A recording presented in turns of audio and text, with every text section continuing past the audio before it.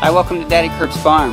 This is just another one of those Saturdays where I have too many things to do, very limited time to do it. I'm going to try to squeeze in a little bit of video to show you what projects I'm working on. So today I got the goat coop, or what I say goat coop. It originally was a goat pen, and we converted those over there, one half of the goat pens to chicken coops. Today I'm going to close this one in to make another chicken coop. And I'll tell you the story a little bit as I go. I'm sitting in the shade of the goat pen right now because it's really hot out there. But I wanted to tell you just a little bit about why I'm closing this in today. It wasn't a project that was immediately on my list, but a neighbor just moved in down the way. They bought 2.5 acres, and he and his wife were planning on building this little sanctuary for them, a place to enjoy the outdoors. Well, his wife fell ill, and she's in the hospital. So he had already purchased some chickens, and he didn't know what to do with them. So he came down to me and he said, could you take these chickens? Well, I don't normally like to take adult birds because of the risk, the potential risk of them bringing something into my flock. Well, I looked at his flock and they look healthy, they look fine, they're young, they're not very old, they were medicated as chicks.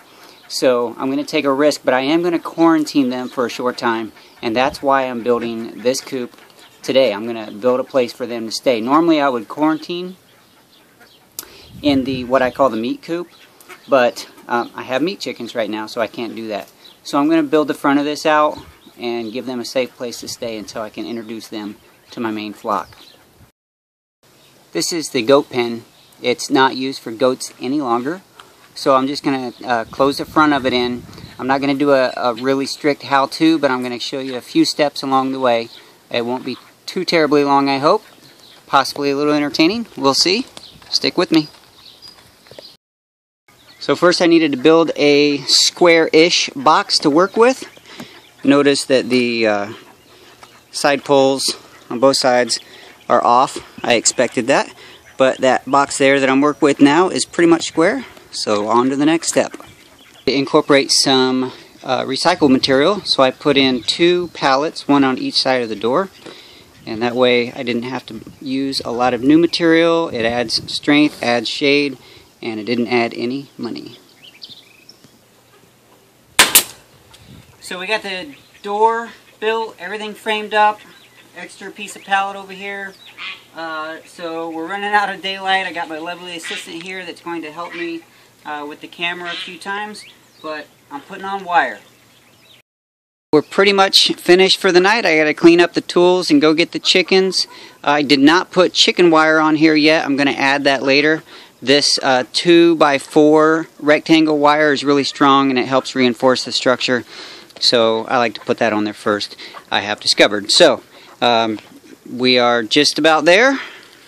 Next shot, you'll see a few chickens, hopefully. I'm down at my neighbor's property collecting the chickens. He just didn't have time to get these properly out on the ground, so they're too tight and he can't be here every day. So, but I did want to show, he makes a beautiful chicken coop. Look at that. It's on wheels. He can move it around. It's got a nest box, a nicely designed front with all the wire. I told him he needs to build them and sell them.